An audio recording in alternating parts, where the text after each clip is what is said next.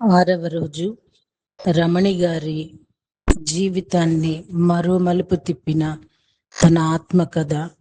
ఈ పుస్తకం నుండి ఈరోజు నిన్నటి కంటిన్యూషన్లో ప్లేడియన్స్ అంటూ ఇక్కడ ఇప్పటి వరకు మనం చదివిన దాన్ని బట్టి స్వాధ్యాయాన్ని, ఒక పుస్తకపు జ్ఞానాన్ని ఎలా వినియోగించుకోవాలో తన అనుభవం ద్వారా తను మనకి తెలియచేశారు. చాలా మందికి బుక్సే కదా, పెద్ద ఇంట్రెస్ట్ గా కూడా ఉండరు. బుక్స్ ఆడియోస్ చేయటం కూడా ఎవరు వింటారు అనే హేళన కూడా ఉంటుంది. కానీ ఈరోజు తను ఎంత తపన పడి తనలా అవస్థపడిన వాళ్ళందరూ కూడా స్వస్థత చేకూరాలి అన్న ఒక చక్కటి పాజిటివ్ యాటిట్యూడ్తో ఒక పుస్తక రూపంగా అందించారు. సో తను స్వాధ్యాయాన్ని ఎలా వినియోగించుకున్నారో నిరూపించిన దాన్ని బట్టి బుక్స్ని చులకం చేసే వాళ్ళకు కూడా ఈ బుక్ అందాలండి, ఈ విషయాలు తెలియాలి. అప్పుడు పత్రి సార్ ఎందుకు స్వాధ్యాయానికి పెద్దపీట వేశారో అందరికీ అప్పుడు పూర్తిగా అర్థమవుతుందేమో కదండి. I'm right masters? Energy healing light code జ్ఞానం కలిగిన వారు. ఈ జ్ఞానంతో ఉత్సాహంగా, ఎంతో సహజంగా డాక్టర్ దగ్గరికి వెళ్ళాను. కానీ ఆ రోజు నాకు చాలా డల్గా అనిపించింది. ఎందుకంటే డాక్టర్లు నాకు రేడియేషన్ ఎలా చేస్తారు, సర్జరీ ఎలా చేస్తారు, కీమోథెరపీ ఎలా ఇస్తారు, ఇవన్నీ వివరించి చెప్పారు. నేను మెడికల్ నాలెడ్జ్ గురించి తెలుసుకోవాలని ఎప్పుడూ అనుకోలేదు, తపన పొందలేదు. కేవలం ఆధ్యాత్మిక జ్ఞానం తెలుసుకోవటం కోసమే నేను తప్పించాను. కాబట్టి ఇంతకాలం నేను ఎంతో ఉత్సాహంగా ఉన్నాను. కానీ ఎప్పుడైతే కంప్లీట్గా మెడికల్ నాలెడ్జ్ తీసుకున్నానో నా మనసంతా కాకావికలమయ్యి చాలా నిస్సత్తుగా అనిపిస్తూ ఉంది. డేట్ కోసం క్యాలెండర్ చూస్తే మంచి కొటేషన్ కనిపించింది. ఆలోచిస్తూ కూర్చుంటే లాభం లేదు, లేచి నిలబడి అన్వేషించు, ఆలోచించు, ఆచరించు. అప్పుడే అసాధ్యాలని సుసాధ్యమయ్యేవి, అద్భుతాలు జరిగేవి. ఒకరోజు మా బాబు ఇంకొక మంచి ఆంకాలజీ కన్సల్టెంట్ దగ్గర అపాయింట్మెంట్ తీసుకొని, ఈ డాక్టర్ గారు ఏం చెప్తే అది ఫాలో అయిపోదాం మమ్మీ అని అన్నాడు.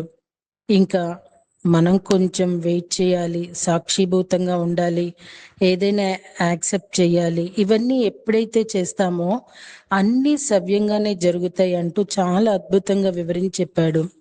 నిజానికి గురువు బ్రహ్మర్షి పత్రిజీ ఇలాంటివి ఎక్కువ చెప్తూ ఉంటారు. అందువల్ల ఈ 3 ఫాలో అవటం నా వంతైంది. ఇంకా ప్రతిరోజు నాకు మెసేజ్లు పెడుతూ ఉండేవాడు. నేను సెకండ్ ఒపీనియన్ కోసం మరొక డాక్టర్ దగ్గరికి వెళ్ళాను. ఆయన చాలా తక్కువ మాట్లాడారు, కానీ ఆ మాటలు వినటానికి నాకు చాలా కష్టం అనిపించింది. అదే డాక్టర్ నన్ను ఇంకొక సర్జన్ దగ్గరకు పంపించారు. ఆయన కూడా ఇంతకు ముందు డాక్టర్లు చెప్పినట్లుగానే ఐ హోప్ అన్నారు. అప్పుడు ఆ డాక్టర్ గారికి నేను, సార్ ప్లీజ్ పర్వాలేదని చెప్పండి, ఆ మాటలు వినడానికి నా చెవులు వెయిట్ చేస్తూ ఉన్నాయని అడిగాను. అక్కడ ఉండే సిబ్బంది నేను బయటకు వచ్చాక నన్ను చాలా మోటివేట్ చేయటం జరిగింది. పైగా, మేడం మీరు మానసికంగా చాలా స్ట్రాంగ్ గానే కనిపిస్తున్నారు. అసలు మీరు విషయం చెప్తే గాని మీరు ఈ ప్రాబ్లంలో ఉన్నారని మాకు అనిపించటం లేదు. ఆశ్చర్యం వేస్తున్నది. మీరు అసలు వీక్ అవ్వద్దు. దేవుడి దయ వల్ల అన్నీ సక్రమంగా జరుగుతాయని ఆ సమయంలో వారిచ్చిన మోటివేషన్ నా చెవులు ఎంతో ఆనందంగా విచ్చుకొని ఉన్నాయి. ఇక్కడ మేడం పడిన తపనకి ఒక విషయం మీతో నేను ప్రస్తావించాలండి. డాక్టర్స్ దగ్గరికి వెళ్తామా అండి, వాళ్ళు ఇటు చెప్పరు, అటు చెప్పరు. పోనీ అటవుతామో తెలీదు, ఇటవుతామో తెలీదు. మధ్యలో ఏది కాకుండా వాళ్ళు ఏది చెప్తే ఏది వాళ్ళకు వచ్చేసి అతుక్కుంటుందంట. మరి ఏమో వాళ్ళ మరి వే ఏంటో తెలియదు కానండి, హోప్ అని చెప్తారు. అసలు ఒక డాక్టరే కనుక మెడిటేషన్ మాస్టర్ అయితే అండి, సో వాళ్ళ నుండి వచ్చే మాటలు ఎలా ఉంటాయి, అసలు వాళ్ళు చెప్పే విధానం చూస్తే ఎప్పుడో పోయే ప్రాణం ఇప్పుడే పోద్దనిపిస్తది. నిజంగా ఆ స్టాఫ్ చూడండి, వాళ్ళు తనని ఎంత గమనించారు. ఒక్కొక్కసారి ఎంతో పెద్దవాళ్ళు ఏదో చేసేస్తారనుకుంటాం. చాలా చిన్న వాళ్ళే ఎంతో పెద్దగా చేస్తారు అని ఈ స్టాఫ్ నిరూపించింది కదండి. సో మనిషికి ధైర్యం అనేది ఒక్కటి ఉంటే చాలండి. మనిషిని అసలు మృత్యువు కూడా చూసి గజగజ వణికిపోద్దేమో అనిపిస్తూ ఉంటుంది. ఆమె రైట్ అండి. ఒక పక్షి ప్రతిరోజు తాను పెడుతున్న గుడ్లు ఒక చోట చేరుస్తుంది. తర్వాత వాటిని పొదగడానికి ఒక్కొక్క గడ్డి పరకను పోగు చేసి ఒక గూడు అల్లి అందులో వాటిని చక్కగా అమర్చి ఒక ప్రణాళికాబద్ధంగా వాటిని కొన్ని రోజులు పొదిగి తన పిల్లలకు జీవితాన్ని ప్రసాదించి జీవితాన్ని చూపించడానికి ఈ సృష్టిలోకి తీసుకుని వస్తుంది. ఇదంతా తన నమ్మకంతో, ఎంతో స్వశక్తితో, పూర్తి విశ్వాసంతో ఒక ప్రణాళికాబద్ధంగా షెడ్యూల్ చేసుకుంటుంది. అదే విధంగా నా ట్రీట్మెంట్ కోసం డాక్టర్లు కూడా ఒక ప్రణాళికను ఏర్పరిచారు. నిజంగా చెప్పాలంటే ఒకవైపు నేను డాక్టర్లపై నమ్మకాన్ని ఉంచాను, వారు ఎలాగైనా నన్ను మంచిగా చూడగలరు అని. అదే సమయంలో నాకు ఈ భూమిపై జన్మించిన కారణం గుర్తుకు వస్తుంది. నేను ఎందుకు పుట్టానో, ఏ పని కోసం వచ్చానో, ఆ పనిని చేయాల్సిన సమయం ఇదే అనిపిస్తుంది. కాబట్టి ఒకవైపు వైద్యుల మీద పూర్తి నమ్మకం, మరోవైపు నా జీవితం ప్రయోజనం మీద గాఢమైన విశ్వాసంతో నేను ఈ ప్రయాణాన్ని స్వీకరిస్తున్నాను. ఇది కేవలం చికిత్స కాదు, నా ఆత్మ ప్రయాణంలో ముఖ్యమైన దశ. నమ్మకం అంటే ఏంటి? నమ్మకం అంటే దృష్టిని విశ్వసించటమే, మన మనసుని ఆశాజలాలతో నింపడం, మన ఆలోచనలతో సృష్టి చేస్తామన్న విషయాన్ని ప్రజ్ఞతో పూర్తిగా తెలుసుకుని ఉండటమే నమ్మకం. అంటే ఖచ్చితంగా ఆ విషయాన్ని తెలుసుకుని ఉండటమే నమ్మకం. నేను ఆలోచిస్తున్నది ఉన్నది అని తెలిసి ఉండటం, అదే నమ్మకం. అంటే ఆ విషయం మనలో ఏర్పడిందంటే మన జీవితాలు దివ్యాలవుతాయి. మీరు కార్మోన్ముఖులు కావలసిన సమయం ఇదే. దీని సద్వినియోగం చేసుకోండి. ఇప్పుడు ఆ పనిని మొదలు పెట్టకపోతే తర్వాత సమయాభావం వల్ల ఎన్నో ఇబ్బందులు ఎదుర్కోవలసి ఉంటుంది.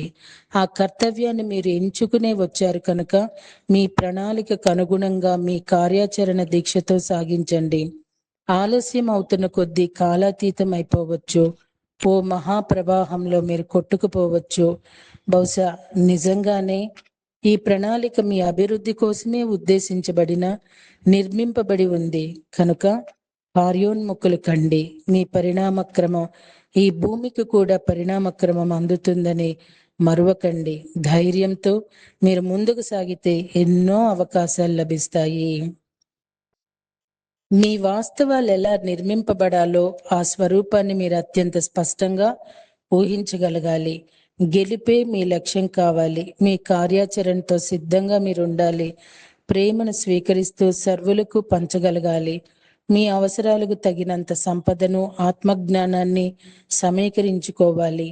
భౌతిక సంపదలను ఆర్జించటం మీద మీ మనసు ఉండకూడదు. మీ అభివృద్ధి కోసమే ఈ కార్యాచరణ జరుగుతున్నది. ఇతర గ్రహవాసులు ఎందరో మీకు సహాయాన్ని అందించేందుకు సిద్ధంగా ఉన్నారు. ఆ సహాయాన్ని మీరు కోరితే చాలు. ఇది అంతయు బార్బరా మార్సినాక్ ద్వారా ప్లైడియన్స్ ఆధ్వర్యంలో వ్రాయించబడిన నక్షత్ర మిత్రులు అన్న గ్రంథంలో చెప్పబడింది. ఇది ఎప్పుడు నా చేతిలో ఉంటుంది. నాకు ఫ్రీక్వెన్సీ లోగా అనిపించినప్పుడు పుస్తకంలో ఏదో ఒక పేజ్ ఓపెన్ చేయగానే వచ్చే మెసేజ్ చదివేదాన్ని. దీంతో నాకు ఆ రోజంతా ఎంతో ఎనర్జెటిక్ గా ఉండేది. మూగరోధన. నాకు రేడియేషన్ ఇచ్చే ముందు అన్ని టెస్ట్లు చేస్తే బ్లడ్ చాలా తక్కువగా 8 GM ఉంది, 2 పాయింట్స్ ఎక్కించాలి అన్నారు. ఇక్కడ నేను మా అబ్బాయి గురించి చెప్పాలి. నాకు క్యాన్సర్ డిటెక్ట్ అయిన వెంటనే బాబుకి ఎలా చెప్పాలి, వాడు హైదరాబాద్లో చదువుకుంటున్నాడు, వాడికి ఈ సంవత్సరం చాలా ముఖ్యమైన సంవత్సరం, ఎలా అని ఆలోచించి నా ఆరోగ్య విషయాన్ని చాలా సింప్లిఫై చేసి అసలు సంగతి చెప్పాను. అప్పుడు బాబు దాన్ని ఇంకా సింపుల్ గా తీసుకున్నాడు. అప్పటి నుండి నన్ను ఎంత చక్కగా గైడ్ చేయటం మొదలు పెట్టాడు. నా ముందు ఎంత స్ట్రాంగ్ గా ఉన్నా వాడు మాత్రం ఎంతో మోగరోధన అనుభవిస్తున్నాడు. అమ్మగా నాకు తెలుసు. అయినా కూడా మొదటి రోజు నుండి బాబు రియాక్షన్ ఎంతో ఉన్నతంగా పరిపక్వంతో ఉండేది. ప్రతి గంటకి కాల్ చేసి నాకు స్పిరిచువల్ అవేకనింగ్ చేసేవాడు. దాంతో నేను చాలా సాధారణంగా మాట్లాడడం మరియు ఆ రోజుకి నాకు కావలసిన మెసేజ్ పంపించటం వలన నన్ను చాలా ఎనర్జెటిక్ గా ఉంచేవాడు. నన్ను స్థితిలో ఉంచడం కోసం తాను చాలా గ్రౌండ్ వర్క్ చేసేవాడు. When a child comes into your life, it is time to return to life, not teach them your ways. Wonderful అండి. నేను రేడియేషన్ కి సిద్ధమయ్యే ముందు చదివిన పుస్తకాలు, విన్న ఆడియోలు అన్ని ర్యాండమ్ గా తీసుకుంటున్నప్పుడు నాకు ఒక audio heal your body school of ascension అనే ఒక ఆడియో విన్నాను. ఆ ఆడియో అమెరికాలో స్థిరపడిన ప్రవాస భారతీయుడు శ్రీ జయప్రసాద్ గారిది. మన భౌతిక శరీరంలోని ప్రతి ఒక్క అణువుకు తెలుసు తనకి తాను ప్రతి ఒక్క కణాన్ని ఎలా పునర్యవ్వనము చేసుకోవాలి అని, అనగా న్యూ ఎనర్జీని ఎలా నింపుకోవాలనేది తనకు తానుగా తెలుసుకుంటుంది. అంటే తనకు తానుగా రిపేర్ చేసుకోవటం అన్నమాట. ఆ స్వభావం, ఆ జ్ఞానం కణ వ్యవస్థ పుట్టుకతోనే అందులో నిక్షిప్తమై ఉంటుంది. మన శరీరంలోని ప్రతి అవయవం, దాని స్వభావాలు, వాటి యొక్క పనితీరు, అలాగే మన శరీరంలో చర్మం, రక్తం సరఫరా ఇవన్నీ ఉంటాయి. సాధారణంగా భూమి మీద జన్మించిన అన్ని జీవులతో పాటు మానవుల్లో కూడా ఆరోగ్యం బాగానే ఉంటుంది. కానీ మనం తీసుకునే కలుషిత ఆహారాల వల్ల, కలుషిత వాయువుల వల్ల, కలుషిత నీటి వల్ల, వాతావరణ మార్పు వల్ల, మన సరికాని అలవాట్ల వల్ల, గాలిలో ఉన్న బ్యాక్టీరియా వల్ల, అంటే ఒకరి నుంచి మరొకరికి, ఇలా అనేక కారణాల వల్ల అప్పుడప్పుడు ఆరోగ్య సమస్యలు తలెత్తడం సర్వసాధారణం. అప్పుడు వైద్యుల్ని సంప్రదించి మందులు వాడటం తగ్గించుకోవటం సహజం. ఒక్కోసారి దీర్ఘకాలికంగా చికిత్స తీసుకోవాల్సి వస్తుంది. మానవ శరీరానికి తనకు తాను స్వస్థత చేసుకునే గుణం ఉంది. ఒకవేళ ఏవో కొన్ని పరిస్థితుల్లో చికిత్స తీసుకోకపోయినా కూడా తనకి తాను సహజ సిద్ధంగా స్వస్థత చేసుకునే గుణం ప్రతి జీవి శరీరంలో ఉంటుంది. ఉదాహరణకు శరీరానికి చిన్న గాయం అయితే, రక్తస్రావం జరిగితే దానంతట అదే తగ్గి కొన్ని రోజులకు నార్మల్గా అయిపోతుంది. ఎందుకంటే ప్రతి జీవికి తనలో ఉన్న ప్రతి కణంలో ఆ జ్ఞానం నిక్షిప్తమై ఉంటుంది. ఇక్కడ తను చెప్పినట్టుగానండి, మనకి వేలు తెగంగాల్నే మన శరీరంలోని పార్ట్స్ అన్ని అక్కడ అటెన్షన్ ప్లే చేసి, ఒక మనిషికి రోడ్డు మీద పడినా యాక్సిడెంట్ అయినా ఎలా గుంపుగా చేర్చి ఆసక్తిగా చూస్తారో అట్లాగా రియాక్ట్ అవుతాయటండి. అసలు మన బాడీ, మేడం ఇక్కడ ప్రస్తావించినట్టుగా అసలు మన బాడీయే తనకి తానే హీల్ చేసుకుంటది. ఒక పార్ట్ గనక ఏదన్నా ప్రాబ్లంలో ఉంటే మిగతా పార్ట్స్ అన్ని తనని హీల్ చేస్తూ, ఎనర్జెటిక్ చేస్తూ, హెల్దీ చేస్తూ ఉంటాయి. మనకి ఈ ఎడ్యుకేషన్ అందాలండి. ఎందుకంటే చిన్నపిల్లలకి ఫస్ట్ ఆఫ్ ఆల్ ఇలాంటి ఎడ్యుకేషన్ అందాలి. ఇప్పుడు మెడిటేషన్లోకి వచ్చి బుక్స్ చదివి ఇప్పుడు తెలుసుకున్నాము, కానీ బిడ్డలకి తెలియచేయటం వల్ల నిజంగా అసలు ఈ మందులు వాడటము, వీటన్నిటి అవి స్టెరాయిడ్స్ వాడి తర్వాత ఎంత బాడీ మీద ప్రభావం చూసి నా ఆపరేషన్స్ వరకు వెళుతున్న ఎంతో మందిని చూస్తున్నాము. ఫస్ట్ ఆఫ్ ఆల్ అండి, ఇలాంటి ఎడ్యుకేషన్ కావాలి చిన్నారులకి. చిన్న పిల్లలు చిన్నప్పటి నుండి బాడీతో మాట్లాడటం, బాడీ పార్ట్స్తో మాట్లాడటం, వాటి మెకానిజము ఇవన్నీ తెలుసుకున్నారనుకోండి, నిజంగా పత్రి సార్ చెప్పినట్టు నో డాక్టర్ నో మెడిసిన్ అనేది ఆవిష్కరించబడుతుందేమో కదండి. I right masters? నాలో ఒకటే ఆలోచన, తొలి మట్టి ఎక్కుతున్నా, ఎదురుగా ఉన్నది మహాపర్వతం, దాన్ని సైతం ఢీకొట్టి సునాయాసంగా దాన్ని అధిరోహించి గమ్యాన్ని చేరటానికి నా తొలి అడుగు ఇప్పుడే వేశాను. కొండను ఢీకొట్టే గమ్యాన్ని చేరుతాను. నా శరీరం కూడా సహజ సిద్ధంగా తనని తాను హీల్ చేసుకోవడానికి సిద్ధంగా ఉందని నాకు తెలుసు. ఎనర్జీ అంటే ఏమిటి? ప్రతి డైమెన్షన్స్ లో విస్తారంగా ఉండేది ఎనర్జీ, కానీ కంటికి కనిపించదు. మొట్టమొదటి ఎనర్జీ అనేది లేనే లేదు, కేవలం కాన్షియస్నెస్ ఉంది. కాన్షియస్నెస్ అంటే అవేర్నెస్, నేనున్నాను అనే ఎరుక, దాన్నే కాన్షియస్నెస్ అంటారు. We all are consciousness beings. కానీ రోజువారి పనుల్లో మన గమ్యాన్ని చేరడానికి ఎనర్జీని వాడుతుంటాము. ఎనర్జీ ఎక్కడి నుండి పుట్టింది అనేది మనకి గ్రాండ్ ఒరిజినల్ థియరీ ఉంది. కాన్షియస్నెస్ తనని తాను తెలుసుకునే క్రమంలో తన మిర్రర్ని ఒకటి క్రియేట్ చేసింది. అక్కడి నుండి ఈ యాక్సెప్ట్ అంశాలన్నీ క్రియేట్ అవుతున్నాయి. ఐ లేదా యు లేదా దే లేదా ఆల్ హ్యూమన్ బీయింగ్స్. ఇప్పుడు భూమి మీద జన్మ తీసుకుని ఉన్న వాళ్ళు, భూమి మీదకి జన్మ తీసుకుని రాబోతున్న వాళ్ళంతా కూడా మొదటిగా వన్నెస్ ఎక్స్పాన్షన్ నుంచి రావటం జరిగిందని చెప్పారు. అంటే 0 అవకాశం 0% నుండి మనం బయటకు వచ్చిన తర్వాత every potential, every life మన పొటెన్షియల్ కి కావలసిన ఎనర్జీని consciousness itself created the energy. Big bang theories, grand central sun, extra ఏదైనా ఒరిజినల్ వన్నెస్ నుండే ఎనర్జీ కూడా క్రియేట్ చేయబడింది. మన కోసం, మన ఎక్స్పీరియన్స్ కోసం ఎనర్జీ ఎంత ఉపయోగించుకున్నా అందరికీ సమానంగా తగినంత ఎనర్జీ ఉంటుంది. ఈ భూమి మీదకు వచ్చిన ఎనర్జీని రోజువారి పనులకు గాను, ఉద్యోగ వ్యాపారాలకు గాని వాడుకోవటం మొదలు పెడతాం. ఇలా ఎనర్జీ రకరకాల పనులకు అనేక రూపాల్లో వాడబడుతుంది. ఎనర్జీ వివిధ రూపాలు ఎలా తీసుకుంటుంది, ఎలా ఎక్స్పాండ్ అవుతుంది, సిమిలర్ ప్యాటర్న్ ని మాక్సిమం రీక్రియేట్ ఎక్స్పాండ్ అవుతుంది. అది ఎనర్జీ యొక్క ప్యాటర్న్ ఆఫ్ ఎక్స్పాన్షన్ అనేది సృష్టిలో ఎప్పుడూ జరుగుతూనే ఉంది. సృష్టిలో ఇది ఎప్పుడు ఆగదు.